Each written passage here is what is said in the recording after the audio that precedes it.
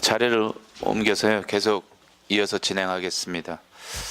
오늘 주제 발표를 해주신 허경 이사님께서는 마을미디어 단체들과 더불어민주당 정책위원회 마을미디어 정책 협약의 주요 내용 그리고 국정과제에 포함된 마을미디어 사업에 대해 소개해 주셨고요. 도봉구 방학 3동의 마을미디어 활동과 광진구의 우리 동네 선거방송 프로젝트를 소개해 주셨고 서울 마을미디어 정책 체계경과 정책 재편 방향, 정책 강화를 위한 여러 과제에 대해서 말씀해 주셨습니다. 두 번째로 송덕호 운영위원장님께서는 서울시 마을미디어 사업의 현황 및 성과 그리고 사업의 문제점에 대해 말씀해 주셨습니다.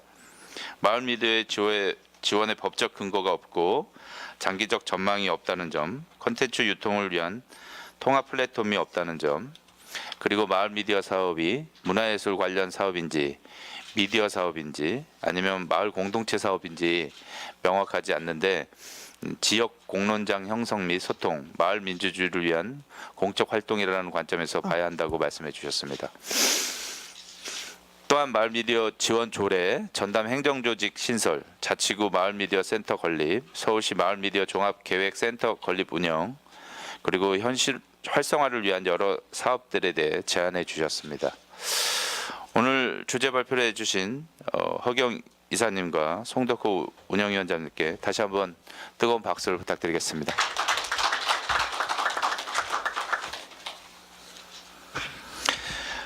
네, 토론 진행에 앞서서요. 오늘 그 토론에 참여해 주신 여러분들께 토론을 마칠 때까지 토론 내용을 잘 경청해 주시고 토론 중 궁금한 사항이 있으시면요. 맨 마지막 시간에 질의응답의 시간에 함께 이렇게 질의해 주시면 고맙겠습니다. 아무쪼록 오늘 토론회가 내실 있게 진행되어 서울시의 정책 발전에 큰 도움이 될 수 있는 자리가 되었으면 좋겠습니다. 토론 시간은 조금 시간이 경과돼서요. 5분에서 한 7분 사이에 마무리를 해주셨으면 좋겠습니다. 그럼 본격적으로 토론에 들어가도록 하겠습니다. 제일 먼저 전민주 서울 마을공동체 종합지원센터장님의 토론 발표를 해주시기 바랍니다. 안녕하세요. 서울 마을센터에서 일하고 있는 전민주라고 합니다. 반갑습니다. 저희 서울 마을센터는 마을 미디어 지원 사업하고 함께 역사를 시작했다고 보시면 될 것 같아요. 2012년도에 조례가 제정되었고 조례의 기본 계획에 따라서 5년마다 마을 공동체를 활성화할 수 있는 정책을 수립하게 되어 있습니다. 그리고 지금 2018년이죠. 올해 19년, 18년부터는 2기 기본 계획, 그러니까 5년이 한 번 끝났고요. 또 다른 5년을 향하는 2년차 실행을 지금 진행하고 있는 중이에요. 그리고 그 안에는 마을 공동체를 활성화하기 위한 다양한 활동 지원 사업과 공간을 조성하고 활성화할 수 있는 그런 활동들을 지원하는 사업들이 되어 있는데요. 한 공동체 활동을 하신 분들, 마을 미디어 지원 활동을 하셨던 주민 여러분까지 포함해서 인구로 보면 서울의 약 2% 정도 인구가 공동체 활동 또는 공동체 활동이 무엇인지를 알아가는 과정의 교육에 참여하셨습니다. 그리고 소문 들어보셨을 거예요. 찾아가는 동주민센터 들어보셨죠? 네, 거기 보면 마을 계획이라고 주민이 함께 동에 있는 비전을 그려보는 계획을 수립해보는 실험을 2015년부터 했습니다. 그래서 4개의 자치구에서 한 100여 명 정도의 주민이 모여서 우리 동네 살만하게 만들어 볼 수 있는 비전 계획을 수립해 봤고요. 그러는 과정 중에 비전 수립하다 보면 다양한 활동들이 나오게 되는데 동네를 어슬렁거리면서 배우는 교육이 있고요. 이 교육이 강의장에서 이루어지는 교육이 아니라 현장에 어슬렁거리면서 돌아다니고 그리고 이웃 주민을 만나서 인터뷰하고 거기서 발견했던 내용들로 우리 동네 바꿔봐야겠다고 하는 그런 방식의 새로운 주민 활동들이 발견되게 됐어요. 그리고 이런 것들을 경험한 분들은 더 많은 분들과 이 경험을 나누기 위해서 글을 쓰시는 분들도 있고요. 그리고 미디어 기록을 해서 유튜브에 올리시는 분들도 있고 또 다른 곳에서 강의나 교육을 하시는 분들도 있습니다. 그렇게 해서 이 활동들이 아직은 2% 정도 되는 시민의 활동에 머물러 있지만 점점 확산되어 가고 있는 중이에요. 아까 제가 2기 기본 계획이 시작된 지 2년 됐다 이렇게 말씀드렸는데요. 2018년에 시작되었고요. 22년까지 5년 동안의 계획이 이행될 예정입니다. 근데 그 안에는 3명 이상이면 공동체 활동을 할 수 있다라는 가능성의 일기를 좀 더 넓게 펼쳐서 활동한 것을 갖고 지역을 바꿀 수 있는 주인으로 다시 태어나자 하는 주민자치회 활동으로 전환하는 비전을 갖고 활동하게 됩니다. 근데 주민자치회 활동하고 있는 자치구가 지금 몇 개 정도 되는지 아세요? 찾아가는 동주민센터 시범을 했던 자치구가 4개 구였고요.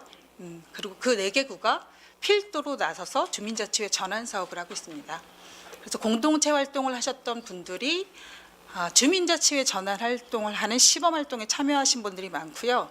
서울의 424개 동 중에서 24개 동이 새로운 주민자치회를 구성하고 지역을 위한 다양한 활동들을 펼치고 계세요.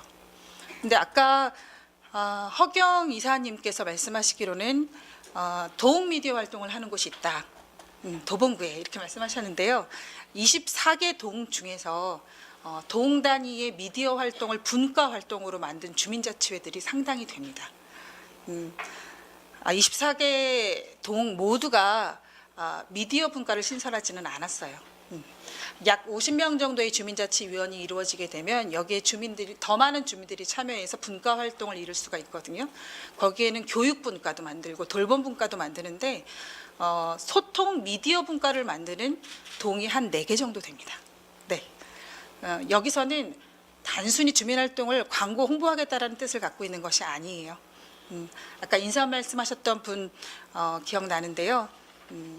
자기 활동을 쓰고 그리고 활동한 것을 알릴 수 있는 참여 그리고 읽기 활동들을 이곳에서 해내겠다라는 주민의 열의와 의지가 있는 곳들이 있습니다. 근데 아직 어떻게 해야 더 잘할 수 있는지는 주민자치회 위원님들도 몰라요.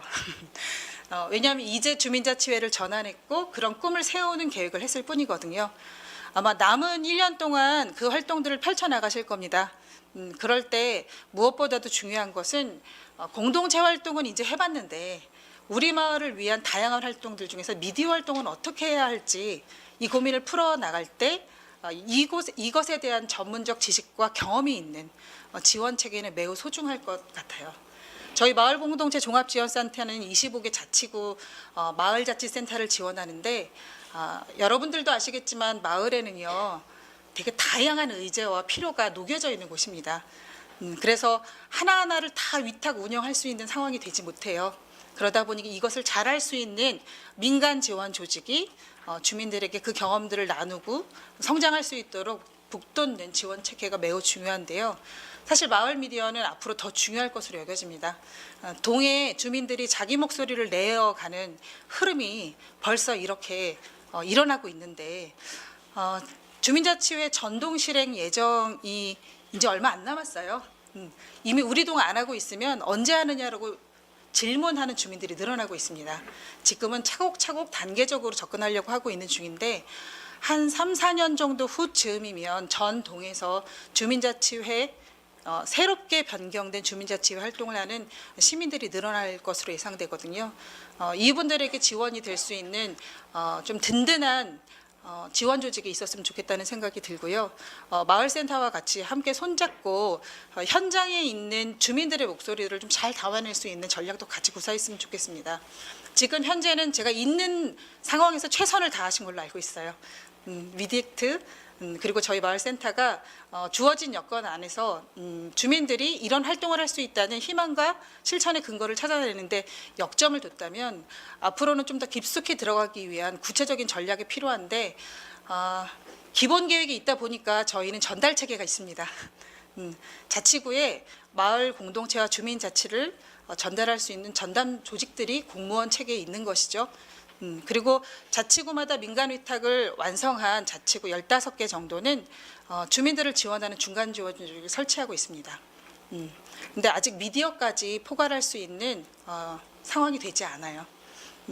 이런 점들을 착안해서 볼 때 마을 미디어를 전담할 수 있는 공모 조직이 생기고, 그리고 이것을 받아서 현장에 전달할 수 있는 전문적인 경험이 있는 주민 지원 조직이 있는다면 제가 볼 때는 더 좋은 서울에서의 민주주의를 펼쳐나갈 수 있는 좋은 텃밭이 될 거라는 생각이 들고요. 그러기 위해서 오늘 공론장이 열린 것으로 알고 있습니다. 이게 시작인가요? 제가 알기로는 더 오래 전부터 뭉게뭉게 이야기가 나왔지만 한 자리에 모인 것은 오늘이 되게 역사적인 첫 시작인 것 같거든요. 더 찰지고 현장에서 필요한 내용들로 더해질 수 있는 공론장이 좀 촘촘하게 더 열렸으면 좋겠고요. 그 힘으로 더 멀리 더 깊숙이 마을에 있는 주민들 삶의 현장으로 다가가는 마을 미디어 지원 정책이 됐으면 좋겠습니다. 이상입니다. 네. 전민주 센터장님 수고하셨습니다. 마을 공동체 같은 경우 민간 위탁을 통해서 지원 중간 조직이 있다는 걸 말씀해 주셨고요. 마을 미디어는 또 앞으로는 전담 그런 조직이 필요하다라는 이런 말씀해 주셨습니다. 감사드립니다. 다음은 최영길 한국외국어대 미디어 커뮤니케이션 학부 교수님께서 토론 발표를 해주시기 바랍니다.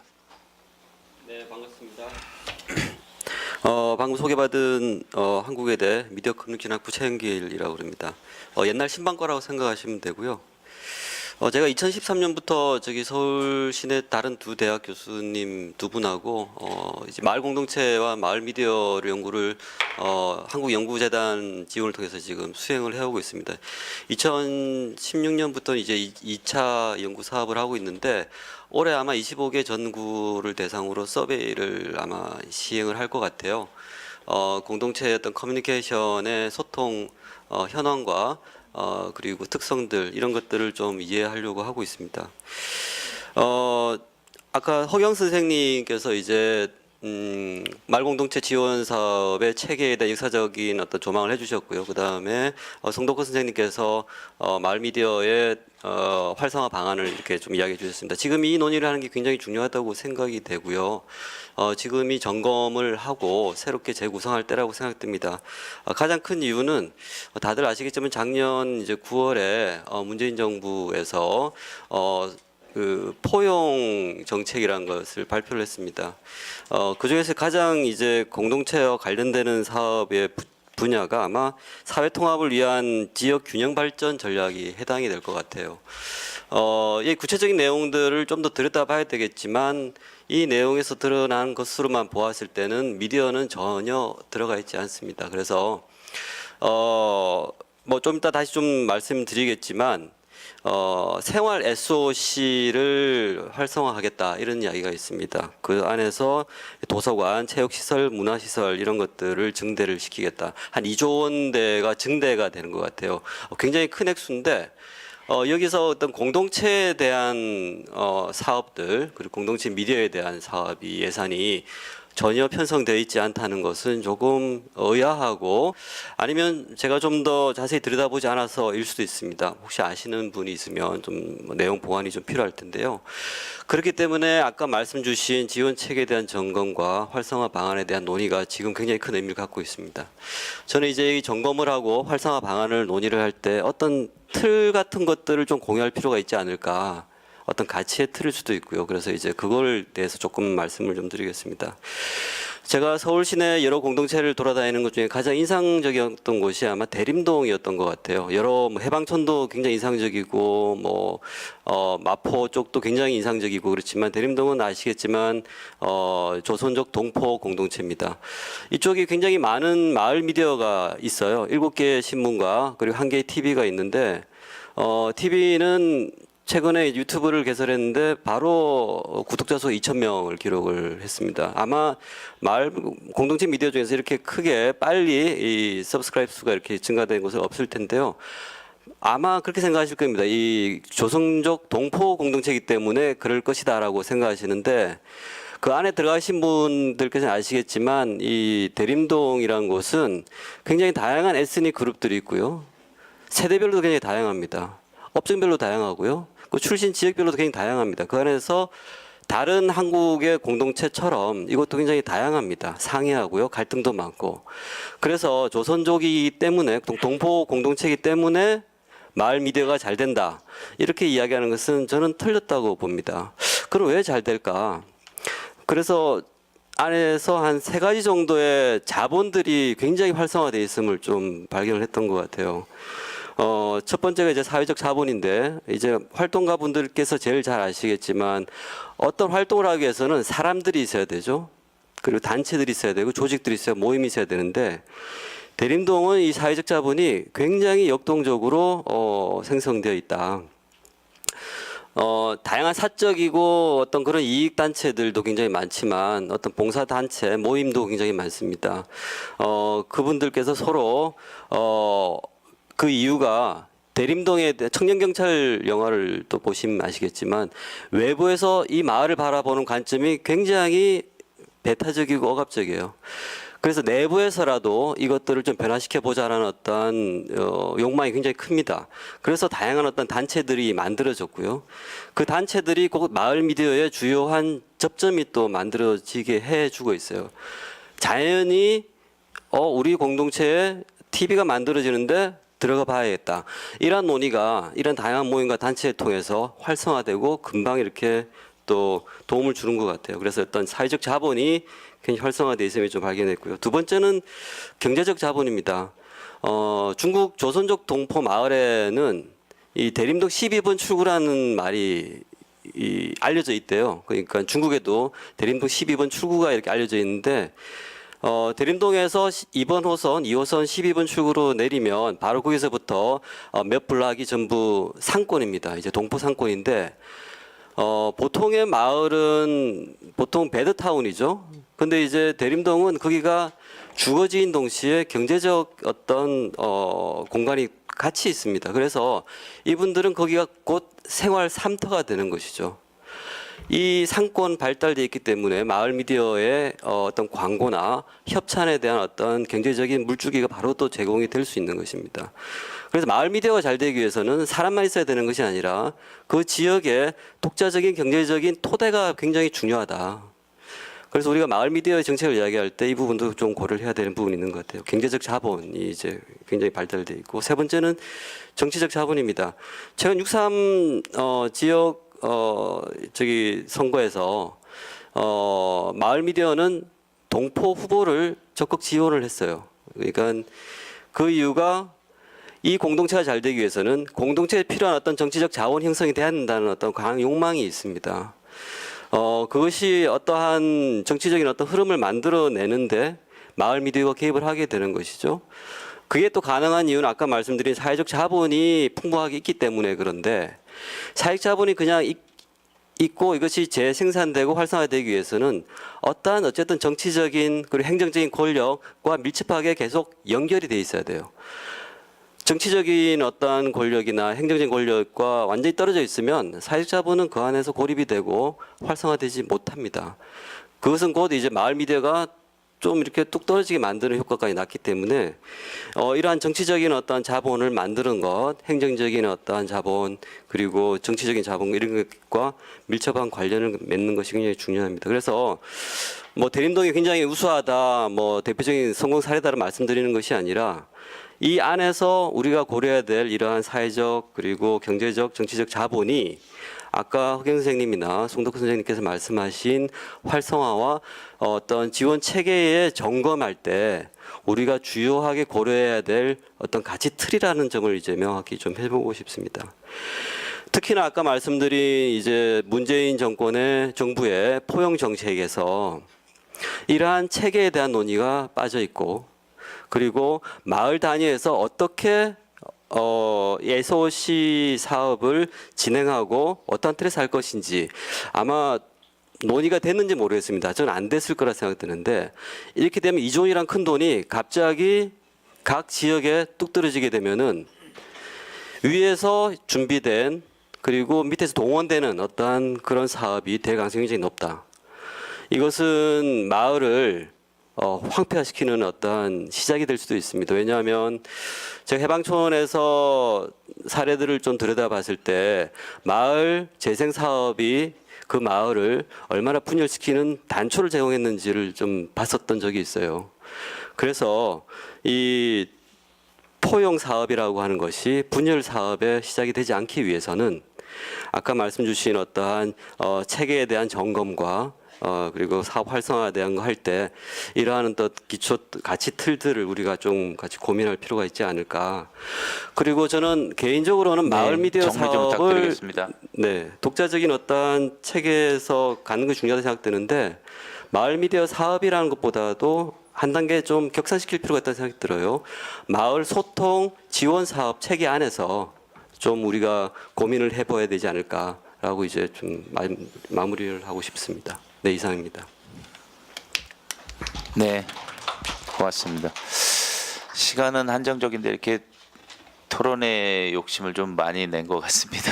저희 주최 주관하는 쪽에서도 그래서 토론자도 많고 그래서요. 이렇게 시간 짧은 시간에 여러 가지 얘기를 하시려고 하니까 일단은 좀 안타까움이 있고요. 혹시 나중에 끝나고 꼭 뭐 빠진 게 있다면 다시 한번 뭐 잠깐이라도 시간을 드리도록 하겠습니다. 그때 활용해 주시면 고맙겠습니다. 최영길 교수님 수고하셨고요. 다음은 김동원 교통방송 정책자문관님께서 토론 발표를 해주시기 바라겠습니다. 예, 뭐 제가 여러 가지 타이틀로 나왔었는데 교통방송 타이틀로 나온 게 처음인 것 같습니다. 아까 그 대표님께서도 말씀하셨지만 이제 교통방송의 역할, 그러니까 시민의 방송이라고 얘기했을 때 여러 가지 생각이 들었는데요. 토론으로는 딱 두 가지만 말씀드리려고 합니다. 현재 지금 오늘 그 발제자 두 분이 제안하셨던 지원 체제에 아까 거버넌스라는 표현을 쓰셨는데 되게 중요한 문제라고 생각합니다. 그리고 두 번째는 마을 미디어의 역할, 그러니까 뭐 이 두 가지인데요. 첫 번째로 지원 체계 문제에 대해서는 기존에 나왔던 거와는 다르게 서울시 단위, 광역 단위가 아니라 기초 단체로까지의 자치구까지에 내려가는 좀 더 풀뿌리에 근거한 마을 미디어의 지원 체제와 그런 거버넌스를 요청을 하셨습니다. 이렇게 되는 것에 대해서는 뭐 그 말씀하셨던 것처럼 그게 상향식을 위한 것이죠. 동마다 자치구마다 생기는 마을 미디어의 요구들이 위로 올라가서 뭐 서울시와 또는 멀리는 국회까지도 그런 법제와 거버넌스가 완성되길 바란다는 그러한 의도를 말씀해 주셨는데 한편으로 이러한 것은 거꾸로 얘기하면은 법률에서부터 시작해서 조례, 지침까지 내려오게 되는 다양한 그러한 그 지원 체제와 그런 식의 일종의 그 규정들이 거꾸로 마을 미디어를 활성화하는 데 있어가지고의 역으로 부정적인 영향을 끼칠 수는 없는가라는 것입니다. 다 아시겠지만은 마을 미디어 한 번쯤 해보신 분들 다 아실 겁니다. 그 서류 정산하는 그 기간이 마을 미디어 한 편 제작하는 기간보다 더 많이 걸립니다. 다 아시죠? 그런 식의 무슨 얘기냐면은 이만큼 우리가 저희들이 지원을 원하긴 하지만 이 지원이라고 하는 것이 점점 촘촘해지고 미세해질수록 사실은 거기에 더 이렇게 감당을 해야 되는 그러한 좀 표현이 과격해서 죄송합니다. 어떤 관료제 리스크라는 것은 굉장히 큽니다. 그럼 그런 부분들에 대해서 지금 우리가 체계를 갖다가 풀뿌리 이야기를 할 때 이런 부분들이 없는가에 대한 얘기를 좀 해야 될 것 같고요. 마찬가지로 그런 식으로 자치구 단위까지 내려오게 됐을 경우에 우리나라 행정 체계상 자치구 할 수 있는 부분이 굉장히 적습니다. 그럼 그래 됐을 때 거기를 전담하는 마을 미디어를 전담팀이 만들어졌을 때 그 전담팀이 지자체 안에서라도 얼마만큼의 자율성을 가질 수 있는가가 핵심이라고 생각합니다. 그 무슨 얘기냐면 이게 아까도 말씀하셨지만 문화예술도 걸려 있고요, 미디어도 다 걸려 있습니다. 굉장히 많은 이해 당사자들이 걸려 있는 이 상황에서 각각의 뭐 지원 기관 아까도 말씀하셨지만은 뭐 시청자 미디어 재단, 문체부, 뭐 더 나아가서는 위로 가서는 그 재원을 쥐고 있는 또 다른 정부 부처가 있겠죠. 각자가 다 마을 미디어를 지원하는 목적과 이해관계가 조금씩 세밀하게 다릅니다. 그럼 이러한 수많은 단체들이 모였을 때 이런 것들을 갖다가 총괄을 하고 이러한 그 지원 단체로부터 일정 정도의 자율성을 확보해서 스스로가 단독으로 마을 미디어를 육성할 수 있는 드라이브를 걸 수 있는 그러한 그 부처의 전담팀의 위상화가 얼마나 될 것인가 굉장히 중요한 문제입니다. 그래서 만약 이러한 것이 없다고 한다면은 지금까지 우리가 계속 그래왔잖아요. 지자체로부터 서울시로부터 그다음에 구로부터 내려오게 되는 그러한 지원 체제 속에서 마을 미디어가 지원에 대한 얼마나 자율성이나 독립성을 유지할 수 있을 것인가 핵심의 문제라고 생각이 듭니다. 그래서 이러한 이유 때문에 제가 두 번째로 말씀드리는 것이 과연 마을 미디어가 무엇을 할 것인가라는 문제입니다. 아까도 그 설명을 잘 해주셨는데 마을미디어의 폭이 굉장히 넓습니다. 예를 들어서 TBS와 같은 그 지역 방송이 마을미디어 뭔가 협업을 하고 싶으면은요 늘 부딪히는 문제 이런 겁니다. 마을미디어에서의 뚜렷한 콘텐츠가 뭔지를 잘 안 보입니다. 오늘 아까 소개시켜 주셨지만 굉장히 좀 이렇게 중요한 사례들이 있었죠. 근데 그 사례들이 되게 재미있는 게 이게 바로 이제 주류 미디어의 문제점이기도 한데요. 주류 미디어가 갖고 있는 건 철저하게 장르와 편성의 기준들입니다. 근데 이러한 장르의 기준에 마을 미디어가 하고 있는 콘텐츠가 잘 일치가 하지 않죠. 그러다 보니까 이제 이게 어디를 불러와야 되는가라는 생각이 드는데 이게 굉장히 중요한 문제라고 생각합니다. 왜냐하면은 주류 미디어가 갖고 있는 영상의 문법, 편성의 문법이라고 하는 것들이 마을 미디어와 많이 다르기 때문에 이제 그러한 일이 벌어지는 건데 바로 그러한 점 때문에 주류 미디어가 또는 주류 미디어가 마을 미디어와 협력을 하기 위해서는 그만큼 내외부의 어떤 반성 내지 성찰 같은 것들이 필요하지 않을까. 바로 그런 점에서 제가 말씀드렸던 것처럼 마을 미디어를 오늘 말씀하신 마을 미디어를 지원하는 지원 체계가 일정 정도 다른 부처로부터 자율성을 갖기 위해서는 마을 미디어가 지역에서의 지역의 민주주의를 좀 더 활성화시킬 수 있는 저널리즘의 측면에 좀 더 강화를 둬야 되는 것이 아닌가. 정말 많은 활동들이 있죠. 무슨 뭐 그 문화 예술에 대한 지원도 있고요, 모임도 있고 그렇습니다. 그러니까 예를 들어서 뭐 제가 경험했던 한 미디어, 마을 미디어는 뭐 지역 소개입니다. 맛집으로 소개한다거나 그다음 숨겨졌던 지역 문화유산을 소개한다거나 좋습니다. 근데 이게 전형적으로 지역 미디어에 드러나는 하나의 그 트렌드입니다. 조금만 지역이 좁아질수록 지역 미디어들은 지역들을 바깥으로 알리려고 해요. 우리 지역은 이런 곳이다, 이런 곳이다. 근데 그러다 보면 어떤 일이 벌어지게 되냐면은 지역 내에 있는 지역민들의 결속이나 지역민들의 의견을 수렴하는 다양한 의견들을 조율하고 말 그대로 매개하는 역할을 갖다 소홀히하게 됩니다. 바로 그런 점에서 지금 현재 우리 마을 미디어가 좀 더 뚜렷하게 마을 미디어의 내용성이 무엇인가를 얘기할 때 필요한 것은 지역 내 이슈와 지역 내 어떤 정치의 문제까지도 건드릴 수 있는 저널리즘의 역량 강화다. 그리고 이러한 부분들 얘기했을 때 바로 그러한 걸 근거로 해서 마을 미디어를 지원하고 마을 미디어의 어떤 체제를 만들어준 데 있어서의 자율성과 독립성을 우리가 주장할 수 있지 않을까. 그렇지 않게 됐을 경우에는 하나의 좀 뚜렷하고 명확한 마을 미디어의 그 뭐 킬러 콘텐츠란 말은 그렇습니다만 우리가 지원을 받아야 되고 우리가 또 왜 여기서 자율적으로 움직여야 되는 것인지에 대한 것들을 콘텐츠로 증명할 수 있는 이제 그러한 식의 다시 한번 마을 미디어는 무엇을 할 것인가에 대한 맛의 문제가 이런 지원 체계의 문제의 논의와 함께 같이 결부되는 것만이 저게 좀 논의에 좀 진전이 있지 않을까 싶은 그런 말씀을 좀 드려봅니다. 이상인가요? 예. 네. 감사합니다. 시간을 5분밖에 안 쓰신 유일한 토론자시네요. 그 지원 체제 논의가 필요하다는 거고요. 지역 민주주의의 강화에 강점이 있다라는 말에 동의합니다. 제가 그 공교롭게도 방학 3동에 사는데요. 그 방학 은행나루 방송국 그 주민자치회가 결성이 돼 있거든요.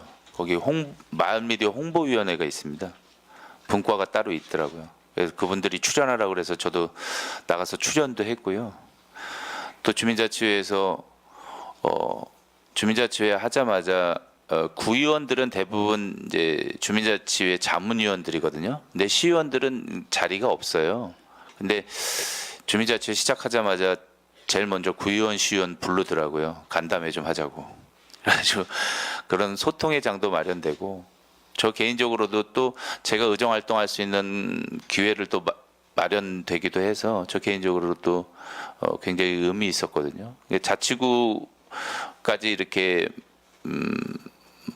주민자치회가 형성이 되고 더 나아가서는 미디어 분과 같은 것들이 생기면 그만큼 정치하는 사람 입장에서도 그런 매체를 활용할 수 있다라는 이런 말씀도 좀 이 자리를 빌어서 드리고 싶네요. 네, 김대원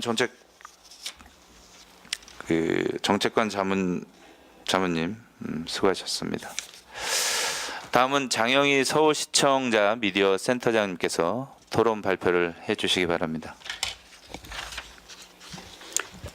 네, 안녕하십니까. 장영이라고 합니다. 저도 굉장히 짧게 하도록 노력을 하겠습니다.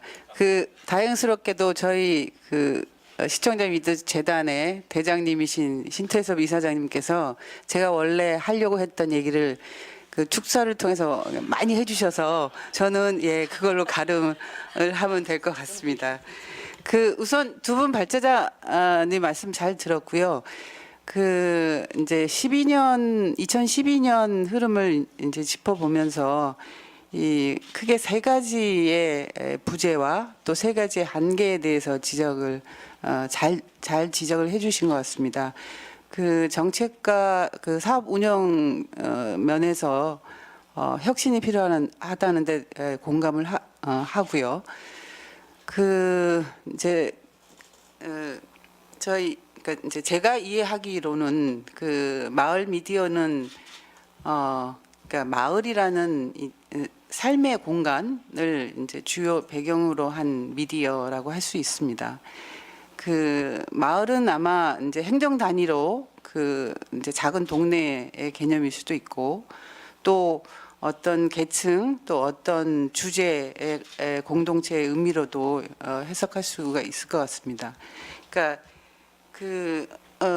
이 모든 경우를 아울러서 어떤 공동체 이슈를 담아내는 또 그래서 이제 공동체 구성원들이 자기 지역의 문제를 꺼내서 얘기하고 해법을 찾고 또 변화를 만들어가는 그런 미디어라고 저는 이해합니다. 그래서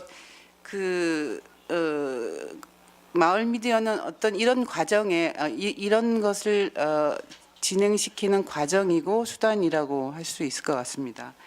그 뭐 형태는 또 무지 다양할 수 있는데 저는 이 두 분 발제자 말씀 중에서도 이제 담겨 있었는데 또 위원장님 말씀에도 있었네요. 그러니까 그 지난해 6.13 지방선거 하면서 마을 미디어가 언론, 그러니까 기성 언론과 어떻게 다른지를 잘 보여줬다고 저는 몇몇 실험들이 잘 보여줬다고 생각을 하고 또 그 이른바 직접 선거에 대응하는 실험을 보여주었고 또 정치 공론장으로서의 마을 미디어의 가능성을 잘 보여줬다고 생각합니다. 그러니까 이처럼 꼭 정치 영역뿐만 아니라 삶의 모든 영역에서 마을 미디어가 기능할 수 있기 때문에 매우 대단히 중요한 의미를 갖는다. 그런 점에서 다시 마을 미디어 사업의 중요성이 또 재확인된다. 뭐 이런 말씀 드리고 싶고요. 그러니까 잘 아시지만 그 서울이라는 지역은 다른 지역과 많이 우선 다릅니다. 그러니까 이 마을 미디어 사업에서도 확연히 다른데 이 서울시는 마을 미디어라는 그 브랜드를 만든 뭐 창시자 라고 할 수 있고 또 그 지자체 주도의 마을 미디어 지원 사업을 시작한 효시라는 의미도 가지는 것 같습니다. 그러니까 요즘 지자체들이 그 마을 미디어 지원 사업을 많이 시작하고 있긴 한데 한마디로 체급이 다른 거죠. 그래서 그 지원 규모도 비교가 되지 않는데, 그러니까 이 지자체 간의 차이처럼 차이와 비슷하게 중앙정부에서도 그런 중앙정부와 지방정부 간에도 그런 비교는 가능할 것 같은데 중앙정부에서도 마을 미디어 지원 사업을 하고 계신 거 잘 아시죠? 예, 제가 아마 이 자리에 나와서 얘기를 하고 있는 이유이기도 할 텐데요. 그 방송통신위원회가 방송통신 발전 기금을 재원으로 마을 미디어 지원 사업을 2017년부터 하고 있습니다. 그 이제 사업을 위탁 운영하고 있는 기관이 시청자 미디어 재단이고 저는 7개 지역 센터 중에 하나인 서울 시청자 미디어 센터에서 일하고 있는데 이 서울 센터는 제가 조금 전에 말씀드렸듯이 다른 지역 센터와 또 다른 측면에 좋은 점과 굉장히 어려운 점을 동시에 갖고 있다고 저는 생각합니다. 좀 서설이 길었는데 제가 저희 그 마을 미디어 지원 사업에 대한 설명을 좀 드리고 그리고 서울 마을 미디어 지원 사업과 어떤 연계와 협력 지역을 할 수 있는지에 관해서 간단히 좀 제안을 드리고자 합니다. 저희가 올해부터 저희 마을 미디어 지원 사업의 이름을 방방곡곡 마을 미디어 교육이라고 이름을 붙였습니다. 세밀하게 들어가면 좀 차이가 있을지 모르겠지만 저는 큰 틀에서 별 차이가 없다고 생각하는데 저희 역시도 마을 미디어를 통한 지역 공동체 활성화 기여가 이 사업의 목적이고 또 저희는 그 미디어 교육과 또 제작 활동 지원이라는 게 핵심 사업 내용 중 핵심이어서 그 공동체 중심의 콘텐츠가 생산되고 또 공유 소통이 되는 이런 흐름이 지속되는 선순환 미디어 환경 조성이 저희 이 지원 사업의 목적이기도 합니다. 올해 그러니까 70개 마을 및 단체를 선정해서 지원을 하겠다라는 계획을 세우고 있고요. 이 중에 저희가 이제 그 70개를 42개와 28개로 나누고 있는데 42개는 저희가 기금으로 100% 지원하는 형태이고 나머지 28개는 지자체와 그러니까 매칭형으로 지원하는 형태입니다. 근데 일종의 지자체와 매칭하는 형태는 사실은 서울센터는 하기가 좋은 환경인가요? 나쁜 환경인가요? 그게 저는 사실 실무자로서 굉장히 헷갈리는데, 네. 하여튼 사업 구조가 이렇게 짜여져 있다는 말씀 드리고요. 그리고 이 사업에 제가 아까 미디어 교육과 제작활동 지원이 이제 주요 핵심이라고 말씀드렸는데, 일단 사업 단체를 선정 하고 나면 지역 특성 또 주민들의 수요를 고려해서 교육 프로그램을 구성을 하고요. 그리고 뭐 강사 선임부터 시작해서 이제 교육 활동을 지원하게 되는데 뭐 일단 저희들이 가진 시설과 장비를 지원하는 거 이런 것들은 아주 기본 사항으로 다 포함되는 거고요. 거의 100% 그분들의 수요에 맞춘 맞춤형 교육을 하려고 2017년부터 노력하고 있습니다. 그리고 사실 전민주 국장님 제가 지난해 한번 뵌 적이 있는데 이제 서울시는 서울마을 미디어 지원센터가 있기 때문에 저희가 이제 다른 센터들은 전국의 마을 만들기 중간 지원 조직 전민주 국장님 같은 조직이 있거든요. 그쪽하고 또 뭐 공동체 라디오 그리고 마을 방송들 등과 연계해서 마을 미디어 활동을 하고 있거든요. 그런 측면 다른 센터들은 굉장히 원활히 이루어진 것으로 알고 있습니다. 그리고 저희 12월에 이제 성과 공유와 관련된 어떤 발표회 또 뭐 축제 이런 자리를 마련하겠고 성과 사례집도 이제 만들 예정인데 처음 시작한 2017년은 이제 21개의 마을 공동체를 지원했고 전액 방송통신 발전 기금을 썼는데 이 기금 총액이 9,800만 원이었습니다. 예. 그러니까 서울시와 비교하면 비교가 어렵죠. 예. 그리고 2018년에는 저희가 이제 17년 21개에서 50개로 늘어났는데 예산도 1억 1,900만 원이었고 저희가 이제 매칭형을 포함하면 1억 5천 억 정도 됐던 것 같습니다. 5천만 원쯤 됐었습니다. 그리고 지금 2019년에는 이 숫자가 50개에서 그러니까 21개 50개에서 이제 70개로 지원 숫자가 늘어나고 예산도 1억 5천 순수하게 국고로 지원되는 게 1억 5천쯤 됩니다. 여기서 이제 매칭형 지자체와 매칭형을 하면 약 1억 원 해서 한 2억 5천만 원 2억 5천만 원 정도의 규모가 예산 규모가 될 것 같습니다. 이미 대전시 또 인천시에서는 이 규모를 훨씬 넘는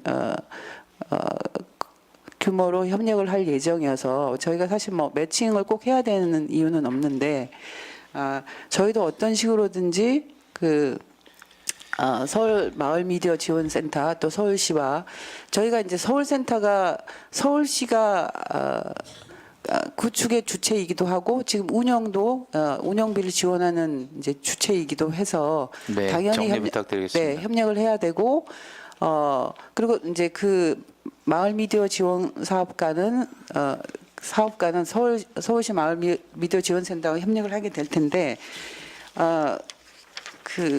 우선은 아마 마을 미디어 축제나 뭐 워크숍이나 네트워크 파티 같은 그 마을 미디어 사업과 관련된 이벤트를 공동 기획하고 운영하는 개최하는 이런 이제 협력을 할 수 있지 않을까 생각이 들고요. 그리고 저희가 아까 PA 말씀하셨는데 우수한 작품들을 결과물들을 방송에 편성하고 또 다른 온라인 플랫폼에 올리고 하는 이런 류의 유통 과정의 지원도 나름 할 수 있을 것 같습니다. 그래서 어떤 형태로든지 여러 협력을 올해는 좀 본격적으로 시작을 했으면 좋겠다라는 말씀을 드립니다. 감사합니다. 네, 장영인 센터장님 수고하셨습니다. 시작하실 때 짧게 하신다 그래가지고 한 2, 3분이면 될 줄 알았는데요. 죄송합니다. 11분 41초를 네, 쓰셨어요. 중간에 희망 고문처럼 이렇게 자를 수도 없고 저에게 예, 의지는 그랬습니다. 네, 예. 열정으로 받겠습니다. 열정적으로 토론해 주신 센터장님 감사드립니다. 예, 계속 신속하게 진행하겠습니다. 다음은 강재현 서울시 문화예술과장님께서 토론 발표해 주시기 바랍니다. 네, 문화예술과장입니다. 저희가 이제 마을 미디어 지원 정책을 추진을 2012년부터 이제 추진을 하고 있고요. 올해 이제 8년째 사업을 추진 중에 있습니다. 이 단계에서 이제 저희 서울시가 왜 마을 미디어 지원 정책을 추진하고 있느냐, 이제 근본적으로 다시 돌아가 보면 저희는 이제 마을 미디어를 통해서 마을 주민 간 다양하고 자유로운 소통을 활성화하고 이를 통해 마을 공동체 회복에 기여하고자 추진을 하고 있습니다.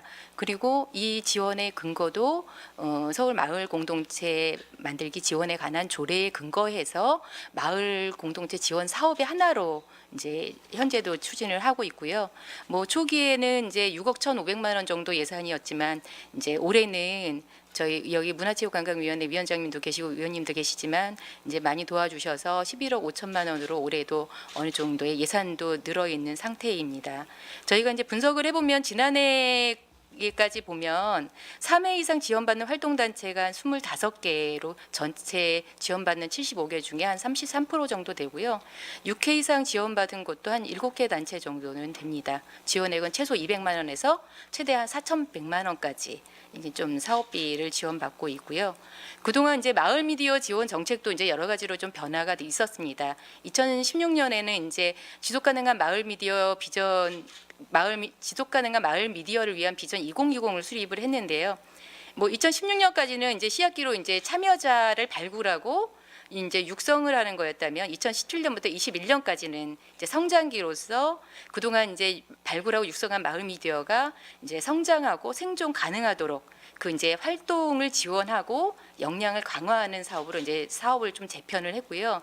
이제 그 이후 2022년 이후에는 이제 정말 마을 미디어가 마을 공론의 장이 될 수 있도록 이제 그런 이제 체계를 가지고 있습니다. 그래서 이제 말씀드리고 싶은 거는 마을 미디어는 어디까지나 이제 지역 문제 해결을 위한 마을 주민의 소통 수단이고 그러기 위해서는 자치구의 지원과 참여도 무엇보다 필요하다. 그래서 마을 미디어가 이제 지역에서 지속 가능하게 성장하기 위해서는 시와 자치구의 역할 분담도 어느 정도 필요하다고 보고요. 앞서 이제 송덕호 대표님이나 이제 발표를 했지만 성북에도 이제 마을 미디어 지원센터가 오래전에 건립돼서 이제 마을 미디어 교육과 이제 구청과 연계한 다양한 사업들을 하고 있고요. 또 이제 지난해 12월에는 노원의 마을 미디어 지원센터가 이제 건립되어 있습니다. 이렇듯이 이제 자치구의 자발적인 마을 미디어 지원을 위한 그런 정책과 참여를 이끌어가기 위한 그런 노력도 필요하지 않나 이런 생각이 있습니다. 물론 저희 내부의 한계도 있습니다.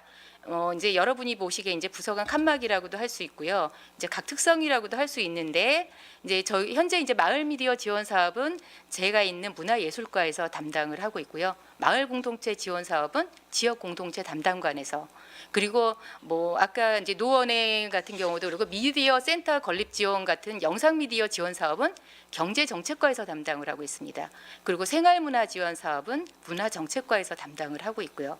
이렇게 이제 특히 이제 마을 미디어가 이제 마을 의제를 발굴하고 전달해서 이제 소통에 적극적인 역할을 하려면 이제 마을 공동체와의 연계가 아주 필요하다고 저는 생각을 하고 있습니다. 그렇지만 현재 마을 공동체 지원센터와 연계 등은 여전히 좀 미흡한 부분이 있다라고 저희는 좀 판단을 하고 있고요. 저희 문화예술과에서도 또 한계가 있습니다. 저희 이제 문화예술과에서는 주로 하는 사업들은 문화예술진흥법에 의한 문화예술 분야, 뭐 연극이나 국악이나 뭐 이런 여러 분야에 대한 지원과 서울의 대표 축제를 이제 개최하고 지원을 하고 있는데요. 이제 마을 미디어 분야는 사실은 여타 사업과는 굉장히 좀 괴리가 있는 좀 떨어져 있는 분야라서 이 사업들을 보다 발전 성장시키고 연계 확산하는 부분에 있어서는 어려움이 있는 것들은 사실이고요.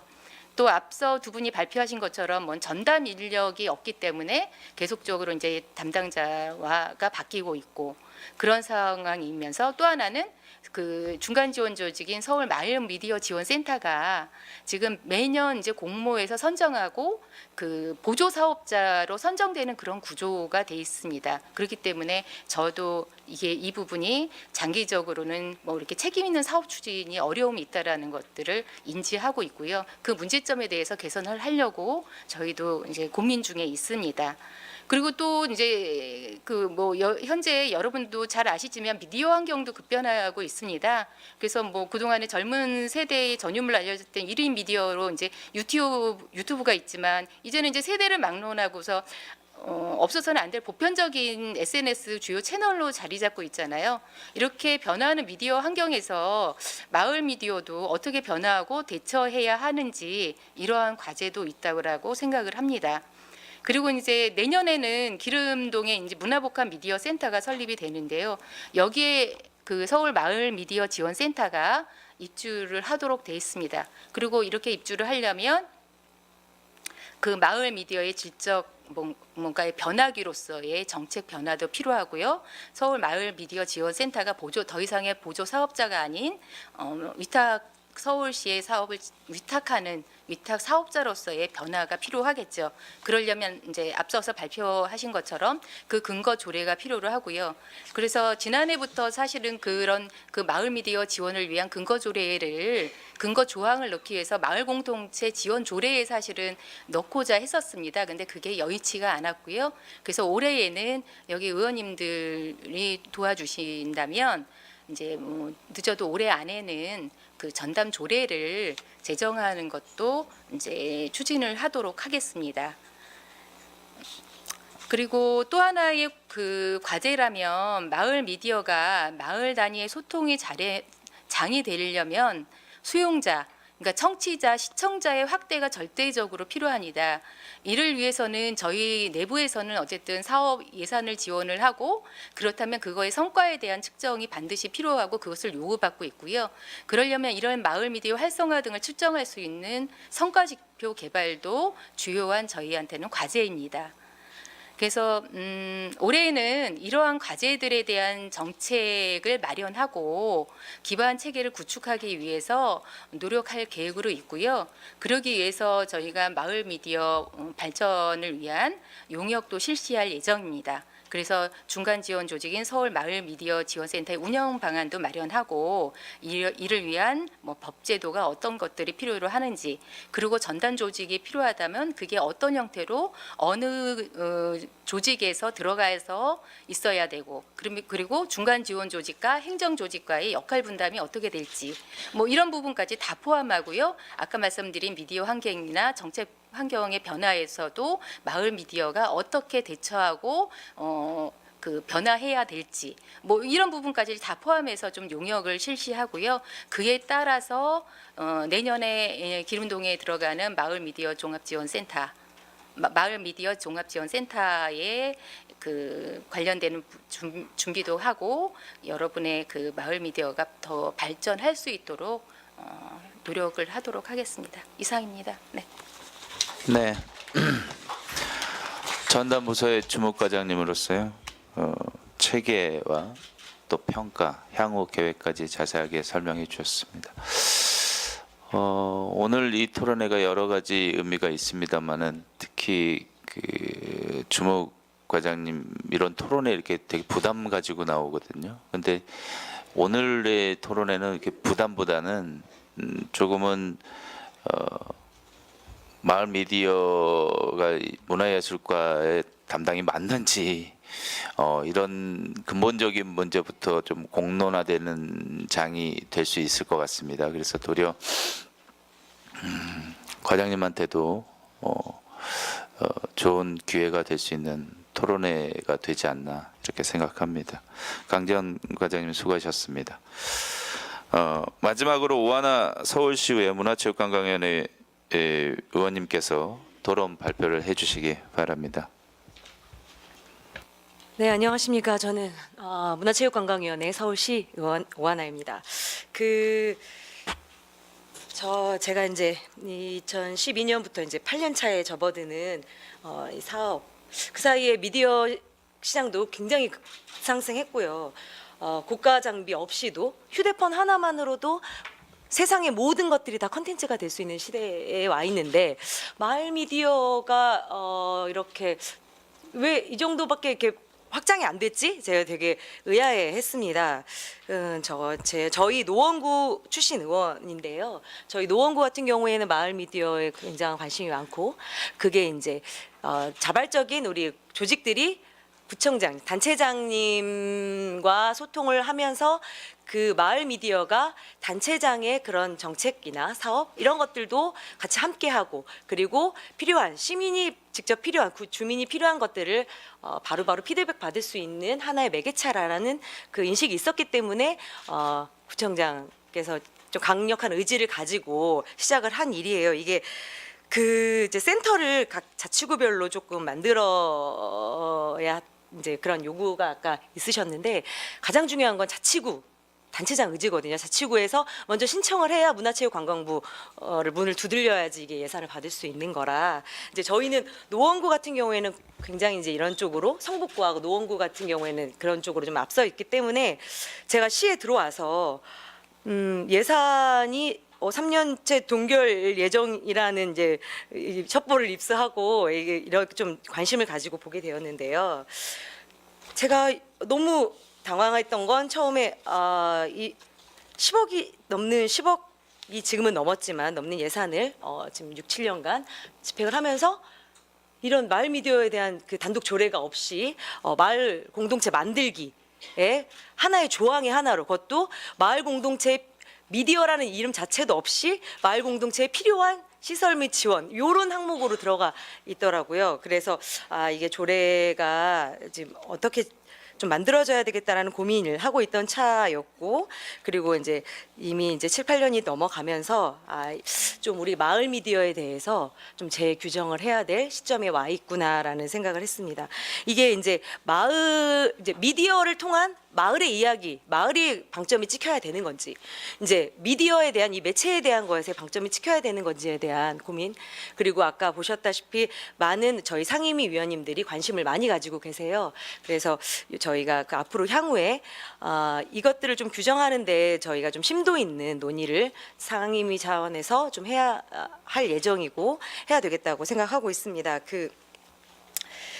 저희가 볼 때는 저희가 좀 제일 걱정하고 있는 부분은 이제 문화본부 내에 우리 이제 문화예술과가 이 전담 부서로 지정이 돼 있는데 이게 태동 자체가 역사적으로 처음에 이제 그 미디어가 이제 간행물, 저희가 간행물을 발행하는 부서가 또 여기 문화예술과다 보니까 문화예술과에 들어오게 된 거예요, 최초에. 그러면서 계속해서 지금까지 그냥 관례적으로 루틴하게 지금 이 문화예술과에서 이 업무를 하고 있는데, 이게 이제 문화로 봐야 되는 건지, 이제 문화예술과에만 이게 되어 있으면 사실은 이게 한계가 있습니다. 이거를 마을 얘기를 해야 되고, 사실 우리 마을 미디어가 미디어를 기반으로 하고 매체로 하고 매개체로 하는 마을 이야기를 해야 하는 공간이에요.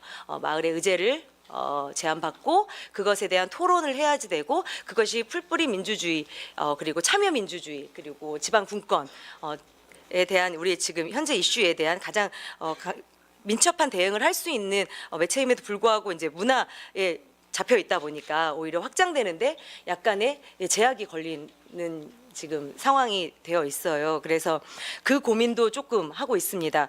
과연 이 문화본부에 문화예술과에 속해 있는 것이 맞는지, 아니면 더 적합한 부서, 마을을 방점으로 한다면 마을 공동체, 애초에 마을 공동체에 들어가야 되는 건지, 마을에 관련된 건지, 아니면 실제적으로 이게 일자리가 될 수도 있고, 이게 경제 부분에서 볼 수도 있고, 이런 토론의 장에서 볼 수 있으면 어느 부분에 들어가야 될지, 그리고 이게 미디어 상황에서 주민들과 함께 이렇게 얘기를 해야 되는 부분이면 또 저희에게는 또 TBS라는 또 매체가 있고요. 그리고 또 시민소통기획관의 뉴미디어 팀이라는 또 팀도 있습니다. 그래서 저희가 이런 것을 좀 다 열어놓고 좀 저희 상임위에서 좀 심도 있게 고민을 해보겠다라는 저희가 자발적인 숙제를 안고 좀 가도록 하겠습니다. 그리고 제 이제 개인적인 의견을 좀 몇 가지만 말씀을 드리면요, 그 공간 관련해서 그 사실은 이게 뭐 장비가 좀 들어가는 공간이다 보니까 이제 예산이 많이 들어가면 이제 구청의 입장에서는 좀 부담이 될 수도 있어요. 저희도 일단 단독 건물에 지하 1층에 지상 4층에 단독 건물을 갖고 있지만, 부러워하시게 갖고 있지만, 사실은 그 건물 짓는 걸로 끝나는 게 아니라 1년에 한 2억 원 이상의 운영비가 또 계속 구의 부담으로 또 됩니다. 그래서 저희는 크게 이렇게 짓게 되면 너무 멀어요. 그래서 좀 제가 고민하다가 이제 지하철 같은데 유휴 공간이 있거든요, 역사 내에. 그런 공간에 뭐 보이는 라디오식의 한 부스 정도를 하는 방법, 그게 이제 주민자치센터 내에 이렇게 만드는 방법도 가장 좋은 방법이긴 하지만 동별로 그렇게 되면 이제 기존의 그 자치위원님들하고 좀 상충되는 부분이 있어요. 가뜩이나 공간이 부족하거든요, 각각 주민센터에. 그래서 그런 유휴 공간을 좀 활용해서 한 부스 정도의 그런 스튜디오를 만드는 방법들, 그리고 이제 우리가 각종 홍보 예산들이 굉장히 산재되어 있어요. 저희 시책 홍보나 무슨 정책 홍보할 때도. 그런데 저희가 이제 시민소통기획관이나 TBS에 어떤 영상물을 제작을 하려면요, 적게는 몇백에서 수천만 원짜리 영상을 만들어서 송출을 해야지 되거든요. 그러면 제가 계속 행감 때도 제안을 했던 건, 이렇게 우리 가까이에 우리 정말 필요한 시민들이 만든 그 영상을 이렇게 만들어서 시민들이 공유하는 형태가 훨씬 더 금액이 저비용이면서 효율이 높다라는 제안을 계속 했었고, 그리고 심지어 동네마다 관심사가 다 달라요. 어떤 정책, 예를 들어서 어떤 정책이 아파트 무슨 획기적인 아파트에 대한 무슨 개선 정책이 나왔어요. 근데 우리 동네는 아파트가 별로 없고 다 그냥 일반 주택 지역이에요. 그러면 시 입장에서는 이 정책이 좋기 때문에 전체적으로 홍보를 하는 입장입니다. 그러면 저희는 관심이 없는데 그걸 일방으로 받아야 돼요. 그런 경우들이 많이 발생하거든요. 이럴 때 저는 이 마을 미디어가 반드시 역할을 하는 거라고 해야 된다고 생각해요. 이 부분, 이 지점에서 우리 마을이 관심 있는 것, 우리 마을에 해당하는 것, 주제는 같지만 그것을 자기 마을의 형태로, 관심사 형태로 풀어내서 만들어내는 역할, 그리고 그것을 바로바로 피드백 받을 수 있는 그 역할을 저희 마을 미디어가 좀 했으면 좋겠고요. 그런 면에서 이 미디어 시간이 많으면 저 진짜 하고 싶은 얘기 많은데 시간이 너무 없는 관계로 마을 미디어 관련해서 이게 지금 유튜브로 대변되는 이 유튜브가 개인 미디어지만 이게 뭐라고 그래야 돼? 장래 미래 아이들한테 가장 그 인기 있는 직업 중에 하나로 크리에이터가 뽑히고 있는데, 요 미디어 하나가 간단하게 찍힌다고 생각하지만 요걸 찍으면요, 저는 교육청하고 이거 연결해서 아이들 중학교 자유학년제라는 게 있습니다. 자기의 소질을 개발해서 그것을 나의 직업으로 하는 그 시범적으로 자기가 중학교 때 한번 체험해 볼 수 있는 시간이 있는데요.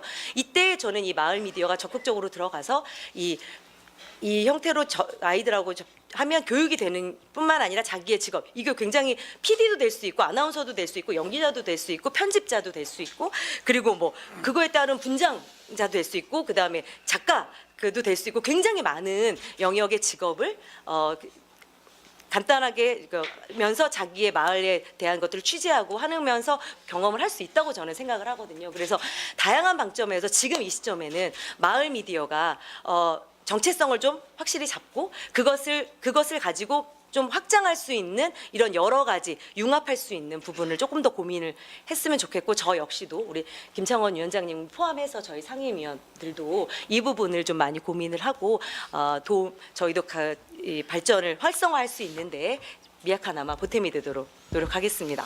감사합니다. 네. 기회가 되면 나중에 더 얘기할 수 있는 기회를 주시면 감사하겠습니다. 네. 시간이 짧아서 미안합니다. 그 2019년도 예산 편성 때도 마을 미디어 관련돼서 오하나 의원이 증액을 해주셨다는 말씀을 드리고요. 그리고 이제 담당 상임위 위원장으로서는 그 여러 아까도 말씀하셨지만 마을 미디어와 어울리는 주목가가 많다라고 말씀하셨는데, 시민소통기획관의 뉴미디어라고 있습니다. 그쪽에 관심을 좀 많이 가져주십사라는 말씀도 좀 드리면서, 아무래도 뭐 이런 공동체 미디어라는 게 이렇게 소통의 개념이기 때문에 좀 참고로 말씀을 드린다는 점 다시 한번 말씀드립니다. 오하나 의원님 수고하셨고요. 기존에 이제 발제하신 분들이나 토론 패널 분들 그 질의응답 후에 최종적으로 정말 꼭 뭐 하실 말씀이나 아니면 오늘 안 하고 가면 집에 가서 잠 못 주무실 것 같은 분들 있으면 마지막으로 조금 듣는 걸로 하고요.